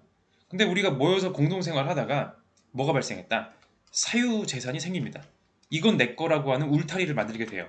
그러면서 뭐가 생긴다? 부자와 빈자가 생깁니다. 근데 부자와 빈자가 단순히 많고 적음이 힘의 차이로 이어져요. 강자와 약자가 생기죠. 강자와 약자가 생기는데 내 재산을 내가 보전하고 약자를 착취하기 위한 제도를 만들게 되죠. 이거 바로 뭐라 그런다? 자유를 억압한 제도. 비로소 부자와 빈자가 강자와 약자가 돼서 결국에는 주인과 노예가 되는 그런 과정을 인간 불평등 기원론에서 그리고 있거든요. 그래서 이런 거 하지 말고 새로운 사회 계약으로 우리 공화국을 만들자. 이게 바로 루소가 하고 싶은 말이 되는 거죠. 자유를 억압하는 제도가 있으니까, 제도가 사람들의 자유를 억압하니까 새로운 사회 계약이 필요해지는 거야 라고 말하는 게 루소의 입장이거든요. 근데 홉스가 보기에는, 자, 홉스는 이런 입장이 아니죠. 자유를 억압하는 제도 때문에 사회계약을 만드는 것이 아니라 자연 상태가 그냥 문제라서, 자연 상태가 만인에 대한 만인의 투쟁이라서, 그래서 사회계약을 만들어야 된다. 사회계약에서 리바이어던 만들어야 된다. 설령 리바이어던이 좀 억압적인 그런 걸 하더라도 개인의 그러한 생명 보전이나 그런 것들을 기본적인 것들을 충족시켜 준다면 충분히 옹호할 수 있다. 라는 식의 논리로 발전을 할 수가 있는 거거든요. 그래서 루소가 할 만한 비판이 되겠죠. 사실 자유를 억압한 제도가 사회개혁의 계기가 된다. 이건 루소만의 얘기이기 때문에 그렇습니다. 3명 중에선. 자, 11번. 그림의 강연자가 지지할 주장으로 옳은 것만을 보기에서 있는 대로 고른 것은, 그림만 봐도 왠지 고대 그리스 쪽일 것 같은 느낌, 그리스 로마 쪽 복장의 느낌이 나죠. 자, 육체의 고통이 없고 영혼의 불안이 없는 평온함, 이게 삶의 목적입니다. 아타락시아죠? 아타락시아 하면 누구다? 누구인 누군가 이거죠? 아타락시아, 에피쿠로스 아빠 되겠습니다. 쾌락은 축복받은 삶의 시작이고 목적입니다. 쾌락은 우리의 본성에 박힌 1차적인 조음입니다. 그러나 우리는 각각의 쾌락을 모두 선택하진 않습니다. 어떤 쾌락으로부터는 오히려 더 많은 불편함이 뒤따를 때 우린 그런 쾌락을 흘려보냅니다. 쾌락이나 욕망을 구분하죠. 그래서 쓸모있는 최소한의 것만 추구하고 나머지 버려라. 어떤 쾌락으로부터, 자, 그리고 우리가 어떤 고통을 견뎌낼 때 장기적으로 더 큰 쾌락이 뒤따른다면 우리는 그 고통이 지금 당장의 쾌락보다 더 낫다고 생각합니다. 지금 당장 내 불편함을 참고서 더 큰 걸 이룰 수가 있다? 하는 겁니다. 에피쿠로스 아빠. 자, 기억. 어떤 욕구가 자연적이라면 그 욕구의 충족은 필수적이다. 자연적이면 필수적이다. 아닙니다. 자, 자연적이고 필수적인 욕구가 있어요. 졸리면 자야죠. 배고프면 먹어야죠. 왜? 너무 안 자고 너무 안 먹으면 죽어요. 그러면 안 되거든요. 얘는 추구해야 돼요. 적당히만. 자연적이고 필수적이지 않은 거 있습니다. 더 맛있는 걸 먹고 싶은 건 자연적인 본성이죠. 성욕이나 이런 것도 자연적인 거죠. 하지만 이거 충족 안 시켜도 안 죽어요. 괜히 이것 때문에 괜히 충족하려고 하다가 곤란해지면 안 되니까 버릴 수 있으면 버려라. 웬만하면 버리자. 자, 그 다음에 자연적이지도 않고 필연적이지도 않은 거. 허영심, 비싼 옷, 비싼 차, 뭐 이런 것들 있잖아요. 뭐 비싼 시계, 뭐 비싼 뭐 가방 이런 것들. 얘네들은 뭐다? 괜히 고통만 만드니까 이거 버려야 돼요. 자, 자연적이고 필수적이지 않은 욕구도 있어서 기억은 안 되고요. 니은 정치 공동체에 참여할 필요는 없지만 정의로운 인간관계에는 필요하다. 그죠? 에피쿠로스 뭔가요? 정치 이거 하려고 하지 마라. 이거 정치하면은 사람들이 피곤하고 이거 안 된다. 괜히 명예 뭐다? 이건 명예는 이쪽이에요, 그죠? 괜히 명예 얻으려고 해봤자 안 된다. 남에게 의존하는 거고. 하지만 우리 소소한 친구들 사이 우정과 정의로운 인간관계가 왜 필요하다? 쾌락을 위해서 필요한 거죠. 쾌락과 삶을 위해서 정의로운 인간관계를 하자고 정의의 기준을 서로가 합의해서 만들어내는 것입니다. 사회계약의 원형이 되겠죠. 디귿 인간의 본성과 상관없는 믿음으로부터 파생된 욕구를 경계해야 한다. 본성과 상관없는 믿음, 그냥 이거 하면 좋을 것 같아, 이거 갖고 싶어, 이런 거 있죠? 뭔가요? 필수적이지 않은 쾌락들을 말하는 거예요. 이런 욕구들 경계하자. 자, 리을 어떤 것이 좋음의 가치를 지닌다고 해서 반드시 그것을 추구해야 되는 것은 아니다. 왜? 비본질적인 것이 있을 수 있기 때문에. 사람들이 명예를 좋다고 합니다. 사람들이 돈 뭐 좋다고 합니다. 근데 이것을 우리가 반드시 추구해야 될까요? 그건 아니에요. 쾌락과 고통의 기준에 따라서 우리에게 쾌락을 주지 않는다고 생각하면요, 버리면 돼요. 니은디글 리을 5번. 자, 문제 자체가 엄청 어렵진 않지만은 에피쿠로스의 입장을 공부하기엔 되게 좋은 문제였던 것 같아요. 자, 12번. 한국 유교 사상가 갑을 한국 유교 누구다? 이황이 정약용. 근데 갑을로 묶여서 나오면 웬만하면은 이황 이일 가능성이 높은데 아니 말고, 자, 갑 7정과 4단을 리와 기에 대응시키면 7정과 기의 관계는 4단과 2의 관계가 같다. 7정과 4단은 각 발현함에 각각의 혈맥이 있고 명칭이 각각 가리키는 바가 있다. 4단은 뭐에서 출발했다? 리에서 출발했다. 리가 발했다. 7정은 어디서 출발했다? 기에서 발했다. 이와 기가 둘 다 발합니다. 이기호발설 누구? 이황. 자, 4단을 7정에 대응시키면 측은지심은 에에 속하고 수호지심은 오에 속하는 것이니 7정 이외에 4단이 따로 있는 것이 아니다. 7정 포 4단, 7정 안에 4단이 들어가 있다. 인간의 모든 감정, 희노애구 애호욕이 있는데 그 중에 순수하게 선한 놈을 4단이라고 부르는 것일 뿐이다. 2가 되겠습니다.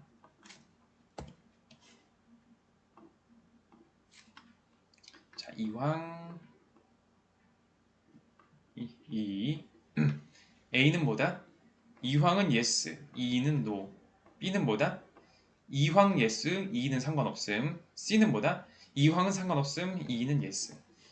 기억부터 봅시다. 4단과 7정은 모두 성에서 발현한 정인가? 자, 심통성종의 구도를 기억하셔야죠. 나를 움직이는 것은 나의 마음이에요. 심. 이 마음에는 움직이지 않는 본체로서의 본성이 있습니다. 근데 이건 선한 본성이 있는 거죠, 인간에게. 이 본성이 사물을 만나서, 외물을 만나서 발현되면 뭐가 된다? 감정이 된다. 본성이 감정으로 표현되는 거예요. 감정에는 뭐가 있다? 4단과 7정이 있다. 이 심통성종 구도는 당연히 기억하셔야겠습니다. 4단과 7정은 모두 성에서 발현한 정인가? 자, 4단과 7정은 성에서 발현한 정인가가 포인트가 되겠는데, 자, 제가 제시해드린 이 심통성정의 구도는요, 주희의 것이거든요. 이황, 이인 둘 다 성리학자이기 때문에 주희의 내용을 기본적으로 긍정하고 깔고 갑니다. 당연히 사단과 7정은 뭐다? 본성이 외물을 만나서 표현된 거니까 맞네요, 그죠? 둘 다 예스입니다. 둘 다 예스 고르면 안 되죠? 기억은 안 되고. 니은 사단은 칠정 중에서 선하게 드러난 감정보다 도덕적으로 우위에 있느냐? 자, 말 되게 어려운 것처럼 써놨지만은, 자, 이황은요, 사단과 칠정은 아예 다르다. 자, 이황 봅시다. 이황은 뭐다? 사단과 칠정은 아예 영역이 달라요. 사단은 어디서 왔다? 리에서 왔다. 칠정은 어디서 왔다? 기에서 왔다. 칠정, 희노애구, 애호욕 중에 아무리 선한 감정이 있다고 하더라도요. 사단의 감정, 측은지심, 수호지심, 사행지심, 십이지심이 더 우월합니다. 왜? 근본부터가 더 우월하기 때문에. 이귀기천의 입장이잖아요. 그죠? 칠정 중에 선하게 드러난 감정보다 도덕적으로 우위했다. 맞네. 그죠? 일단은 이황은 예스. 이는 어떻다? 칠정 안에 사단이 포함되어 있어요. 왜? 둘 다 기발 이승 일도설. 기가 발하고 리가 따라온 것이기 때문에 애초에 사단과 칠정은요. 근본이 똑같습니다. 그 중에 선한 걸 사단이라고 부른 것일 뿐이에요. 그럼 이 얘기에 있어서는요. 칠정 중에 선하게 드러난 감정은 사단인 거예요. 도덕적으로 더 우월하거나 말거나가 아니라 그냥 그겁니다. 그래서 노가 되겠네요. 예스 노 맞으니까 A가 맞고. 자, 디귿 이황 예스인데 칠정 중에 선하게 드러난 감정은 사덕의 단서냐? 사덕인 의예지. 인의예지의 단서를 뭐라 그러죠? 사단이죠. 측은지심, 수호지심, 사행지심, 십이지심 말을 이렇게 바꿔서 쓰는 걸 뿐이에요. 즉 칠정 중에 선하게 드러난 감정은 사단이냐? 그건 이해한테 맞는 말이지 이황에겐 아니거든요. 그러면 안 되죠, 그죠? 이황은 칠정 중에 선하게 드러난 감정과 사단을 구분하니까. 자, 리을 이와 기는 각각의 주제성과 운동성 중에 어느 하나만 가지느냐? 자, 이 같은 경우에 리는 뭐다? 원리 그 자체는요 운동성이 없어요. 그래서 리가 발할 수 없습니다. 리는 단지 주제성, 주인공, 단지 이쪽으로 가라 저쪽으로 가라라고 하는 방향성만 제시해줄 수 있는 것일 뿐이에요. 원리일 뿐입니다. 기는 뭐다? 실제로 움직이는 물질적인 그 무엇 에너지라고 생각하시면 될 것 같아요. 자, 어느 하나만 가지는 거 맞죠, 그죠? 리는 주제성, 기는 운동성. 자, 그래서 기발 1등 1도설 니은 리을 고르시면 되겠습니다. 자, 이거 이황 이 문제 중에 꽤 난이도 있게 기억 니은 디귿 리을이 꽤 어렵게 나왔네요, 그죠? 자, 13번 다음을 주장한 근대 서양 사상가 입장으로 옳은 것은 무릇 어떤 것이 도덕적으로 선한 것이라면 그것이 도덕 법칙에 알맞은 것으로는 충분하지 않고 그것은 또한 도덕 법칙을 위하여 일어난 것이어야만 한다. 도덕 법칙에 의한 행동이랑 겸사겸사 똑같은. 자, 내가 친구를 도와준다고 칩시다. 친구를 도와주는 것이 그것이 도덕 법칙에 의한 도덕적 의무라서 도와주는 거야 라고 하면 그걸 뭐라 그러죠? 선의지라고 하죠. 선의지가 뭐다? 의무에 의한 행위. 그 의무는 어디에서 온다? 도덕 법칙. 반면에 친구를 도와준 건 똑같은 행동을 했는데 그게 나한테 좋으니까 내 마음의 기쁨 때문에 마음의 쾌락이죠. 아니면 나에게 이익이 되기 때문에 이런 식으로 설명한다면 뭐다? 선의지가 아닌 거죠. 이 둘을 구분하자는 것이에요. 도덕에 알맞은 것과 도덕에 의한 것을 구분하자는 것. 우리는 도덕에 의한 행동을 해야 된다. 겸사겸사 우연히 알맞은 행동 말고 누구 칸트가 되겠습니다.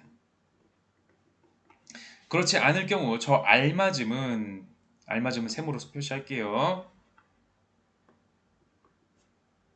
위하여를 동그라미로 하고 알맞음은 매우 우연적이고 불안정한 것일 뿐이다. 왜냐하면 도덕과 무관한 근거는 도덕과 무관한 근거 예를 들어 감정, 심지어 동정심도 여기 포함됩니다. 왜냐하면 동정심은요 도덕 법칙으로 믿을 수 있는 게 아니거든요. 잘못된 대상에게 동정심 품을 수가 있어요. 동정심 품어야 될 대상에게 동정심을 안 품을 수도 있습니다. 법칙에 들어맞는 행위들을 불러일으키지만 더 자주 법칙에 위배되는 행위들을 불러일으킬 것이기 때문이다. 자, 기억부터 봅시다. 이성적인 존재는 여기서 인간 말하는 거죠. 자연 법칙의 지배를 거부하고 도덕 법칙에만 스스로 복종해낸다. 자연 법칙을 거부할 수 없어요. 인간은요, 예지계에 속한 존재로서 실천 이성에 따라 내가 지킬 도덕 법칙을 스스로 수립할 수 있습니다. 내가 지킬 도덕 법칙을 내가 스스로 만들어서 내가 지키는 거예요. 그래서 자율적이고 존엄한 존재죠. 하지만 동시에 인간 동시에 현상계에 속한 존재로서 이론 이성으로 파악되는 순수 이성으로 파악되는 자연 법칙의 지배를 받는 존재이기도 해요. 여러분 자연 법칙을 벗어날 수가 있나요? 중력 법칙을 벗어날 수가 있어요? 달에 가면 중력이 낮아가지고 중력의 법칙 자체를 벗어날 수 있는 건 아니에요. 작용, 반작용, 관성 여러분 이런 걸 벗어날 수가 있나요? 없습니다. 왜냐면 물리적인 존재이기도 하니까. 도덕 법칙에 스스로 복종해야 된다라는 말은 맞는데 자연 법칙을 거부할 수는 없다는 사실. 자, 니은 선의지에서 비롯되지 않은 도덕적 의무는 존재하지 않는다. 선의지 외에는 도덕적 의무가 없다는 건데 맞네 그죠? 오로지 선의지에 따라서 행위하는 것만이 도덕적 의무에 부합하는 행위, 도덕적 의무에 의한 행위라고 볼 수 있겠습니다. 디귿 행위가 도덕 법칙에 들어맞으려면 들어만다는 말이 뭔가요? 알맞은 것이란 뜻이죠. 도덕 법칙에 들어만다는 것은 뭐냐면은 그냥 그 행동이 도덕적인 동기로 하여 한 행위랑 겉보기가 똑같다는 것일 뿐이에요. 사실 내 이익 때문에 한 건데, 사실 내 감정 때문에 한 건데 도덕적인 행동처럼 보이는 걸 한 겁니다. 그러면 들어맞으려면 그 행위는 도덕적이어야만 한다.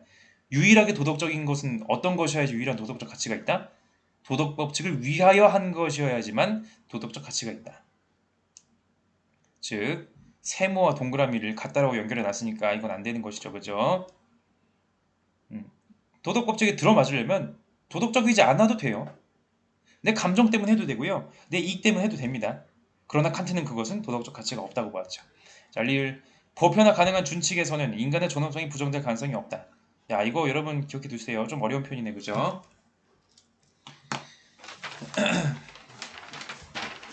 자, 잠깐만 지우개를 좀 써볼게요. 어딜 지우지? 자, 여기 지우고. 어쨌든 중요한 거는 도덕 법칙을 내 의무로 인지하고 그 의무에 따라 해야겠다라고 다짐하는 것. 이게 바로 선의지라는 건데 그래서 그 도덕 법칙이 뭔데?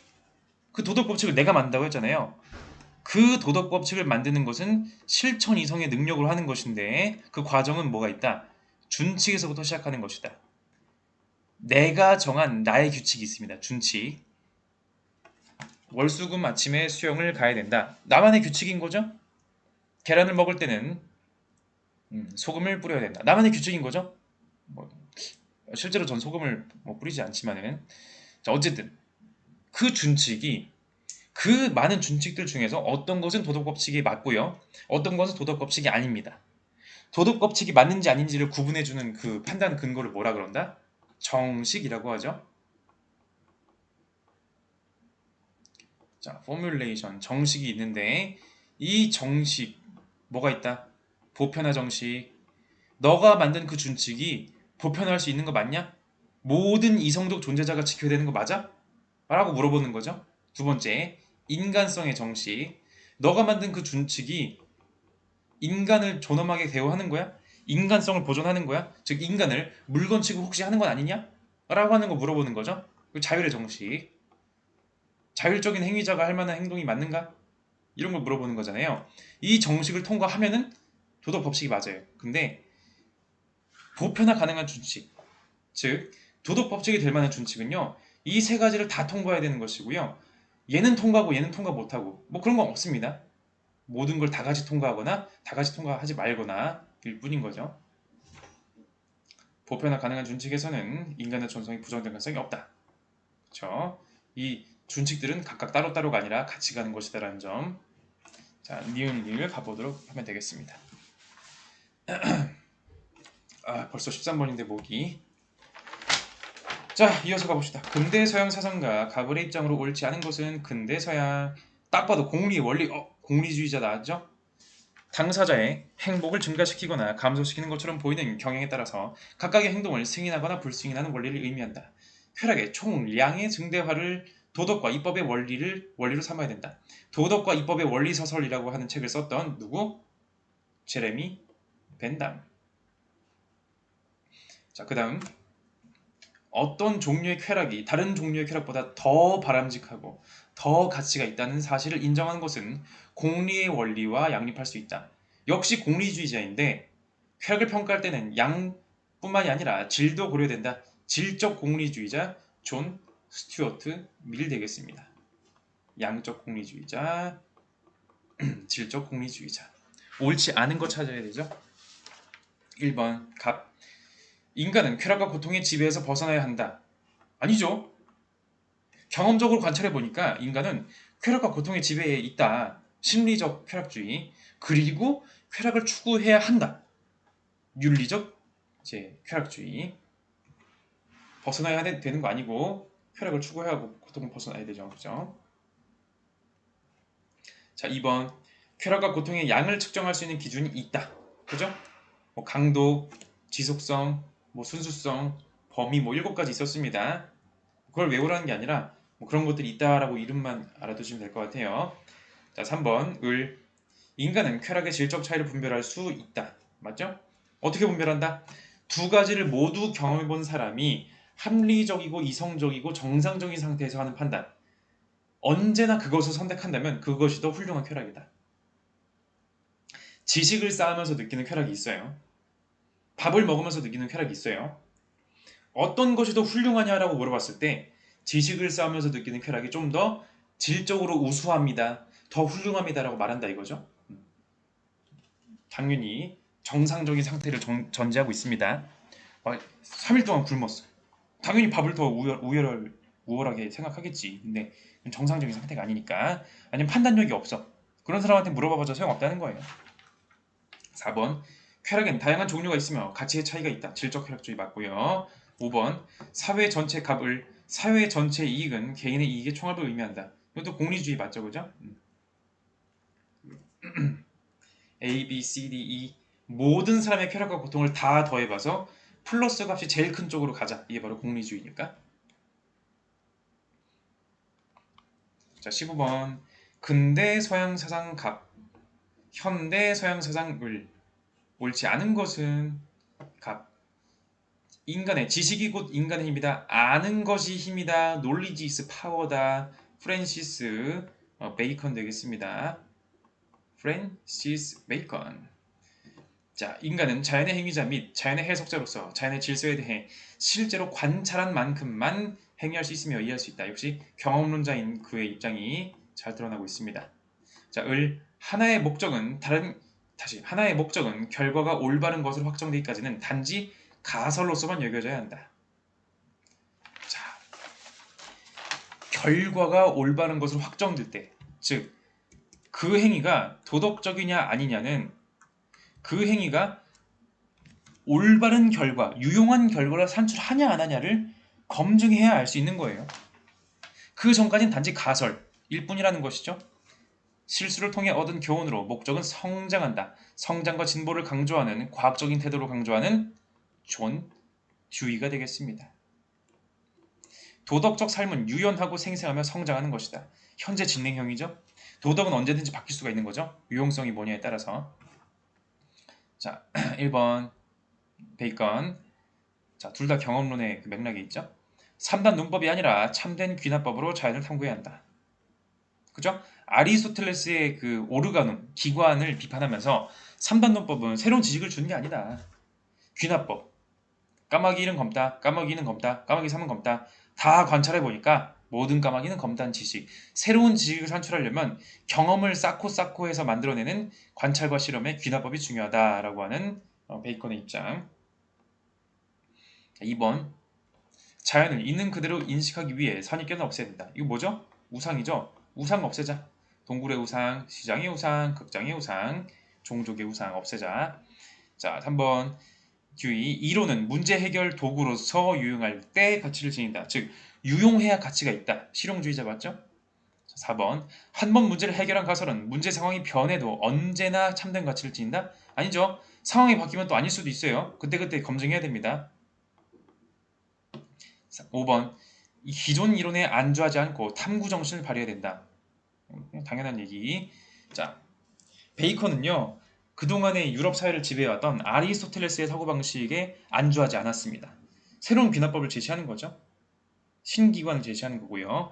듀이도 뭐다? 기존의 이론은 그냥 가설일 뿐이고 새로 상황 바뀌면 새로 판단해야 된다. 지성과 탐구를 강조하는 성장과 진보의 존 듀이. 자, 16번 가보도록 하겠습니다. 다음을 주장한 고대 동양 사상가 입장으로 옳은 것만. 고대 동양, 춘추전국 시대 혹은 고대 인도죠? 비구들이여. 자, 불교. 불교인데 고대 동양 누구다? 석가모니. 끝. 자, 괴로움, 고. 괴로움의 원인, 집. 괴로움의 소멸, 멸. 괴로움의 소멸에 이른 길, 도. 고진별도의 사성제 말하고 있습니다. 이런 성스러운 진리가 있느니라. 괴로움에 대한 성스러운 진리는 과거에 일찍이 들어보지 못한 법이니 마땅히 바르게 사유하라. 그러면 그때 지혜, 밝음, 깨달음이 생길 것이다. 자, 기억봅시다. 무명이 소멸하더라도 윤회에서 벗어날 수 없다. 아니죠. 무명은 뭔가요? 불교에서 말하는 진리를 모르는 어리석음이죠. 무명에서 벗어남으로써 드디어 윤회에서 벗어날 수 있는 길이 열리는 겁니다. 벗어날 수 있다는 거. 2번. 색은 무상하지만 행과 식은 항상 불변한다. 자, 색이 뭔가요? 우리가 눈으로 보이는 그런 것들, 감각으로 알 수 있는 그런 것들. 자, 색, 수, 상, 행, 식. 자, 이거 12연기의 그 요소들이거든요. 이 뭐다?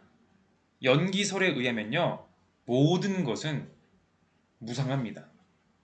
색만 무상한 것이 아니라 인간의 행동이든 인간의 인식이든 모든 것이 변해요.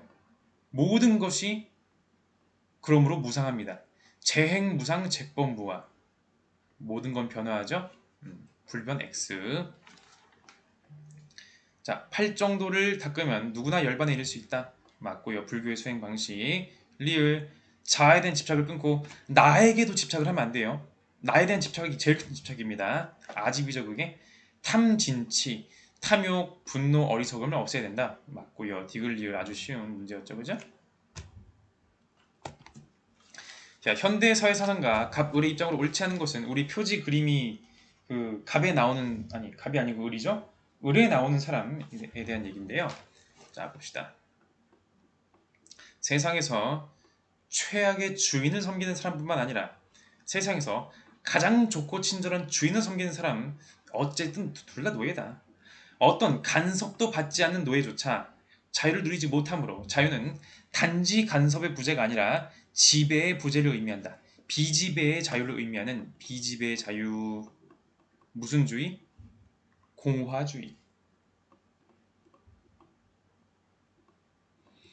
현대 공화주의자 뭐 로버트 패티시라든지 아니면은 그 모리치오 비롤리 뭐 이런 사람들 있긴 한데, 그런 사람들 이름을 사실 기억하는 건 기억 안 해도 뭐 수능 문제 푸는 지장 없습니다.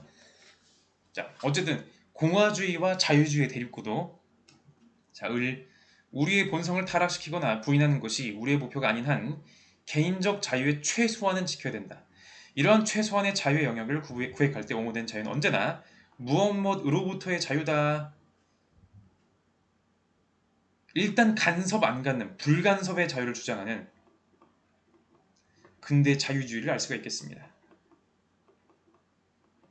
대표적으로 이 표지 사진으로 사용됐던 이사야 벌린 같은 사람들이 대표적인 예시가 되겠죠. 자, 1번. 공화주의. 간섭이 없는 집에는 시민의 진정한 자유를 보장할 수 없다. 간섭이 없는 집에 불간섭의 자유는요. 자, 간섭이 없는데 내 지배를 당하고 있어. 이거 뭐죠? 가장 좋고 친절한 주인을 섬기는 노예예요. 진정한 자유? 아닙니다. 공화주의 설명 맞네요, 그죠? 2번.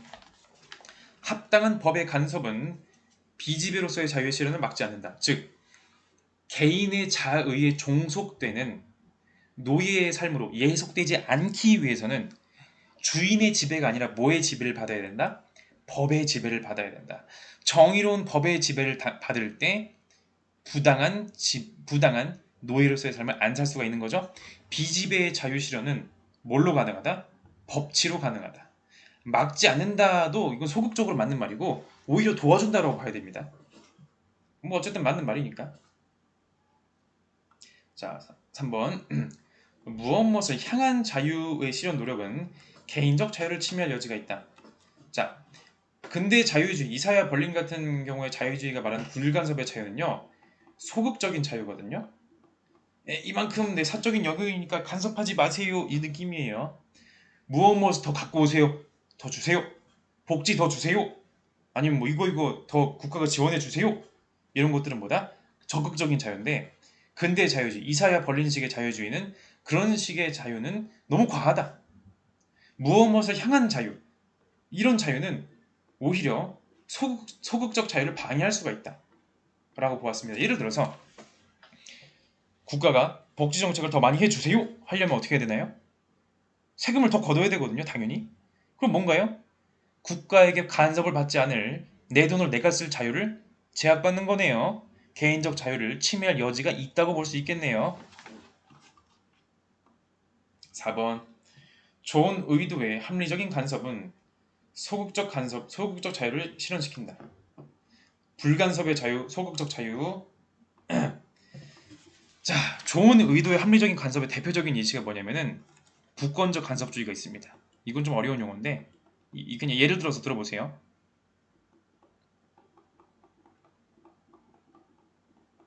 자, 이것까지 알아야 되나? 자, 뭐 용어까지 알 필요는 없습니다. 퍼터널리즘이라고 하는데 예를 들어서 부모님이 자녀에게 간섭하거든요. 왜요? 좋은 의도의 합리적인 간섭 맞습니다. 자녀가 잘 되라고 하는 거예요. 애가 막 이제 막 어린 애기가 입에 다 넣으려는 막 습성이 있거든요. 막 이상한 거 막 넣으려고 그래. 아, 안 돼, 안 돼. 막 간섭하고 막 빼서. 이거 당연히 해야 되는 거 아닌가, 부모가? 왜? 자식을 위해서. 부권적 간섭주의라고 하는데 국가도 마찬가지로 개인에게 합리적인 간섭할 수 있습니다. 마약하지 마세요. 마약하면 처벌합니다. 어쨌든 간섭하는 거 맞잖아요. 근데 왜? 국민들을 위해서 합리적으로 간섭할 수 있는 겁니다. 그런데 근대 자유주의, 이사야 벌린의 자유주의 같은 경우에는 불간섭의 자유주의이기 때문에 그런 자유가 물론 좋은 의도로 합리적인 간섭을 함으로써 더 좋은 결과를 낼 수 있는 거 맞다. 그런데 그것이 때로는 과도해서 소극적 자유를 침해할 수도 있다고 봤습니다. 부모님의 간섭, 좋은 의도로 간섭하는 거 맞죠? 근데 그게 반드시 여러분의 자유를 다 보장해 주는 건가요? 그건 아닐 수가 있어요. 마찬가지, 국가가 간섭하는 것도 좋은 의도를 가지고 하더라도 개인의 자유를 침해할 수도 있습니다. 예를 들어, 자, 인터넷에서 뭐 잘못된 정보라든지 가짜 뉴스라든지 아니면은 음란물 유포 같은 게 있으니까 그런 것들을 막기 위해서 국가가 이제 정보를 선별해서 좋은 정보만 있을 수 있도록 이제 검열 시스템을 작동하겠습니다. 한다고 칩시다. 자, 당연히 좋은 의도로 한 거 맞죠? 근데 이것이 결과적으로 개인이 뭔가를 하고자 하는 자유를 침해할 수도 있어요. 때로는 이것이 개인에 대한 국가의 통제 수단으로 전락할 수가 있는 거죠. 그 인터넷을 검열하는 여러 국가들이 있는데 우리나라도 마찬가지고 예를 들어 중국이나 북한 같은 나라들 당연히 의도는 국민들을 보호하고 뭐 그런 의도를 당연히 제시합니다. 근데 과연 그것이 정말로 개인들의 자유를 정말 보장하는 거 맞냐? 라고 했을 때는 아닐 수가 있다는 것이죠. 과연 정말 자유로운 국가가 맞냐? 라고 할 수 있는 거고. 자, 5번. 각각을 자유의 실현을 위해 자의적 간섭이 배제돼야 된다. 자의적인 간섭을 하면 안 됩니다라는 것은 양쪽의 공통점이 맞겠습니다.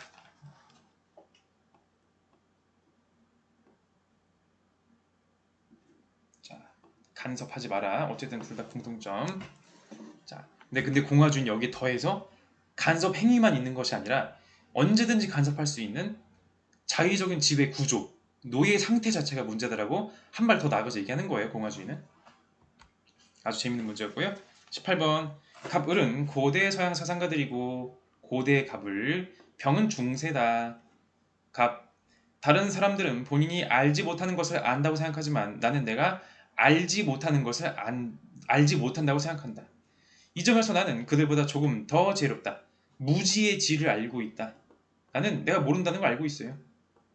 누구? 소크라테스. 소크라테스. 테스 형이 되는 것이죠. 자, 인간의 고유한 기능이 영양 섭취를 통한 성장이나 감각 활동이 아니라 인간의 고유한 기능, 에르곤, 뭐다? 이성에 따른 영혼의 활동이다. 덕이죠, 덕. 상정할 수 있다면 행복은 덕에 따른 영혼의 활동이다. 누구? 아리스토텔레스. 병.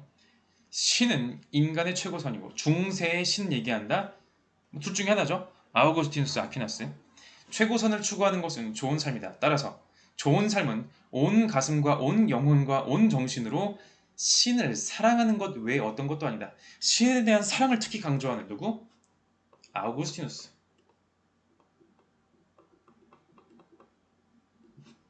자, 1번 소크라테스. 모든 사람이 이해할 수 있는 덕의 개념은 있어요. 윤리적 보편주의죠. 상대주의자 아닙니다.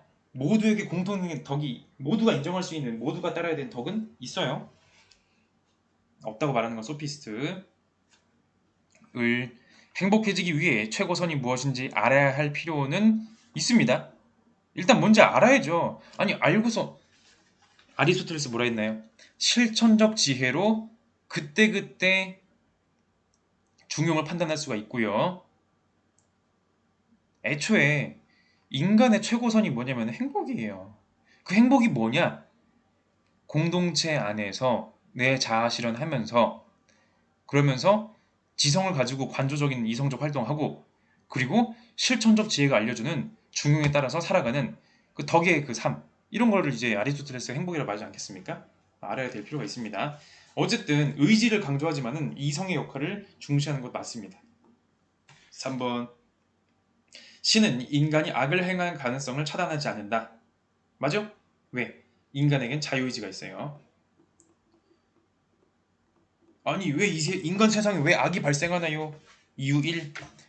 존재의 결핍 때문에. 피조물은요 창조자가 아니기 때문에 당연히 100% 순도 100% 완벽한 존재가 아닙니다. 존재가 불완전한 만큼 악이 발생하는 거예요. 두 번째, 인간이 자유의지를 갖도록 창조가 된 겁니다. 신은 인간에게 자유의지를 부여했어요. 도덕적으로 행동할지 안 할지 내가 결정할 수 있습니다. 그러므로 내가 의지적으로 저지르는 악이 있다라는 것이죠. 그렇다고 해서 신이 악을 저지르세요라고 자유의지를 준 거냐? 그건 당연히 아니고요.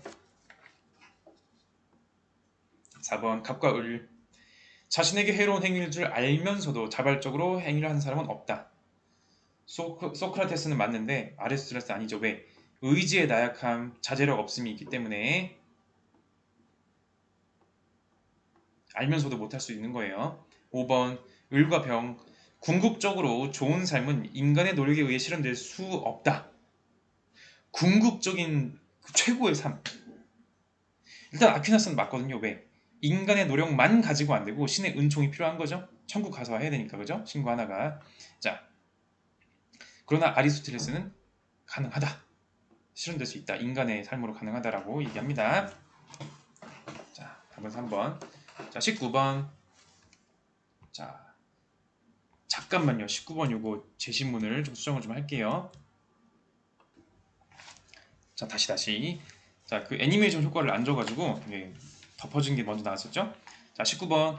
가해 사회사상가 갑을의 입장에서 서로에게 제기할 수 있는 비판을 이제 얘기하는 겁니다. 자, 정부가 낡은 병에 지폐를 가득 채워 폐광에 묻고 자유방임의 원리에 입각해 기업들로 하여금 그 지폐를 다시 파내게 한다면 실업은 사라질 것이다. 또한 그 파급 효과로 실질 소득과 부가 늘어날 것이다. 정부가 굳이 일자리를 억지로 만든 거죠. 자유방임의 원리를 자본주의를 존중하지만은 정부가 뭔가 일을 하는 겁니다. 그럼으로써 대공황 시기에 실질 소득을 유효 수요를 창출해서 위기에서 벗어나자고 하는 존 메이너드 케인즈 되겠습니다. 자, 경제적 자유주의는 경쟁보다 더 열등한 방법들이 경쟁을 대체하는 것을 반대한다. 경쟁이 아주 중요하다 이거죠. 경쟁은 권력의 강제적이고 또 자의적인 간섭 없이도 우리 행위들이 서로 조정될 수 있는 유일한 방법이기 때문에 우월하다. 경쟁이 유일하다. 경쟁 방해하 정부가 막 나서가지고 경쟁 막 방해하고 그러지 말고 알아서 경쟁할 수 있게 불필요한 간섭하지 마라. 최소한의 규칙만 하고. 누구? 하이에크.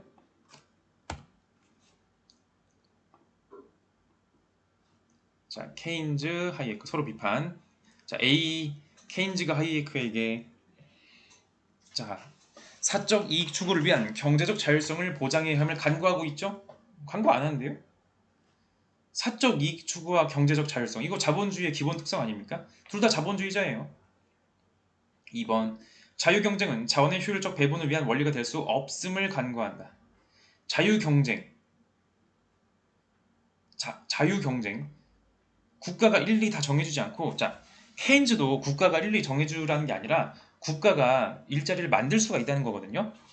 어쨌든 자유경쟁은 근본적으로 자원을 효율적으로 배분하게 해주는 원리가 된다는 거예요. 이것도 자본주의 기본 전제, 둘 다 인정입니다. 이거는.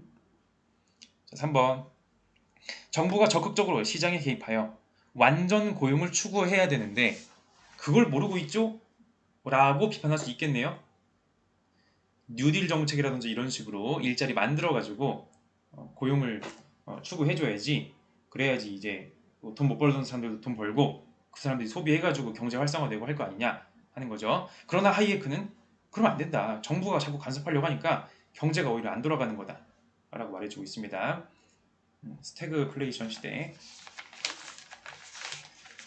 자, 4번 반대로 비판이죠. 법에는 시장의 원활한 작동을 돕는 기능이 있음을 간구한다. 법은 뭐다? 시장을 잘 돌아가게 만드는 규칙의 역할을 한다. 이것도 둘 다 인정이거든요. 국가 법이 왜 있는 건가요? 막 시장 교란 행위, 예를 들어 사기친다든지 뭐 거짓말한다든지 아니면 뭐 약속을 안 지킨다든지 이런 것들, 이런 사람들 처벌하는 기능 하는 거 아니겠습니까? 법에 그런 사람들 처벌해야 된다는 기준으로 작동하는 거죠. 둘 다 인정해요. 비판 아닙니다. 자, 5번, 시장에 영향을 미치는 정부의 모든 역할은 경쟁에 유익한 작동을 저해야 함을 간구한다. 이거 4번하고 관련이 있죠? 정부의 모든이라고 틀립니다. 아니, 그럴 거면 정부가 필요 없죠. 정부가 자유경쟁시장이 잘 작동하도록 규칙을 잘 지키도록 해주는 그런 규칙 제정자와 규칙을 관리해주는 사람의 역할 정도는 해야 된다. 이거 하이에크가 인정하는 부분입니다. 하이에크도 이렇게 말 안 하고 케인즈도 이렇게 말 안 하고, 애초에 애덤 스미스 때부터 정부의 역할을 인정은 해요. 범위의 정도가 서로 차이가 있을 뿐이지. 자, 마지막 사회사상 가나 입장. 인민과 지배라는 용어의 분명한 의미가 무엇이건 간에 민주주의는 인민이 실제로 지배하는 것을 의미하지 않으며 또한 의미할 수도 없다. 민주주의는 인민의 지배가 아니다. 민주주의는 다만 인민이 그들을 지배할 사람들을 승인하거나 부인할 기회를 가지고 있음을 의미할 따름이다. 인민들은 뭐 하는 거다? 선거로 누가 대통령 할지 누가 국회의원 할지 정해주는 것만 하고, 구체적인 정책은 그 사람들이 머리 잘 써가지고 좋은 정책 만들어내는 거다. 대통령 후보자 A랑 B가 경쟁해요. 국민들은 뭐다? 더 좋은 후보자를 선택하는 겁니다. 그래서 엘리트들은 뭐다? 자기가 선택받을 수 있도록 좋은 정책들을 제안하는 거예요. 자, 슌페터의 엘리트 민주주의, 엘리트 데모크라시.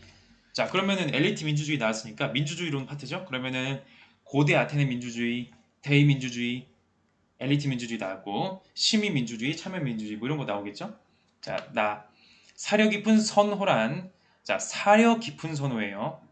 사려 깊은, 여기가 핵심입니다. 시민들이 성찰을 통해 다양한 관점들과 자신의 관점을 의식적으로 대면시켜 변화시킨 결과물로서의 선호를 뜻한다. 즉, 사람들은요, 정치적인 입장이 각각 있어요. 이 상황에서 이렇게 해야 됩니다, 저렇게 해야 됩니다, 이렇게 해야 됩니다, 저렇게 해야 됩니다 라는 사람들이 모여가지고 막 대화를 해요. 대화하다 보면 네 말도 일리가 있다. 처음에 내가 생각했던 주장을 조금 바꿀 수가 있는 거죠. 변화시킨 선호입니다. 정책 결정 과정에서 깊이 있는 합의에 도달하기 위한 개방적이고 공적인 대화에 이성적인 대화, 공적인 대화를 강조하죠. 제도적 장치가 마련된다면 이러한 사려 깊음이 촉진될 수 있을 것이다. 시민민주주의.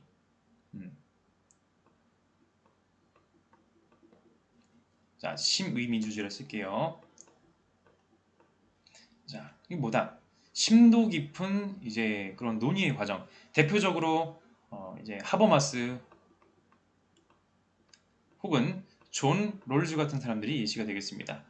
하버마스 같은 경우에는 의사소통 합리성 아니면 이제 그 공론장 이런 식의 단어들 주로 키워드로 나온다는 거. 롤즈 같은 경우에는 뭐 공적 이성 이런 단어들이 키워드로 나옵니다.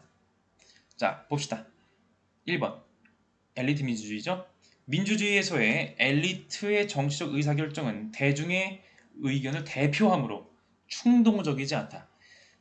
대중의 의견을 대표해서 시민들이 이렇게 말했으니까 이거 합시다가 아니라 엘리트가 제시하는 거예요. 대중은 선택만 하는 겁니다. 대표 X. 2번 민주주의에서 통치 권력을 획득하기 위한 경쟁은 국민들의 권익 향상에 기여할 수 있다. 상식적으로 선거를 할 때 국민들이 어떤 후보자를 뽑아주겠습니까?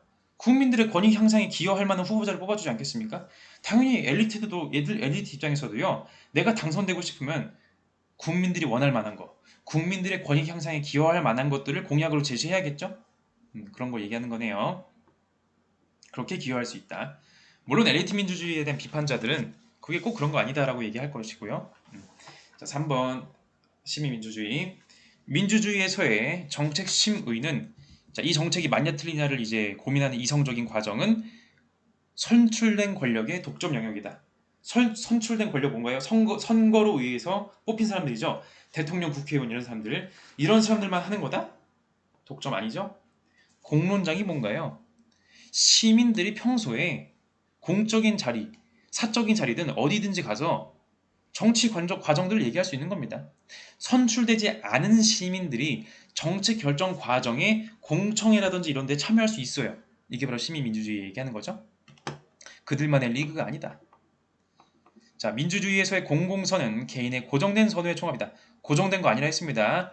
변화시킨 거예요. 처음에 내가 이런 생각을 가졌어도 다른 사람들과의 이성적인 의사소통을 하면서 이렇게 좀 수정해 볼 수 있겠다라고 바꿀 수 있습니다.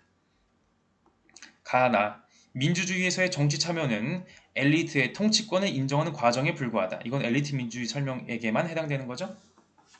이런 식으로 푸시면 되겠습니다. 역시 모의평가답게 문제들이 아주 재밌는 문제들, 공부하기 되게 좋은 문제들이 많이 나온 것 같아요. 그래서 이 문제들 가지고서 이게 왜 맞고 이게 왜 틀리고 하는 것들을 개념을 충분히 학습하시면 도움 많이 되리라고 생각합니다. 마무리 보도록 하겠습니다.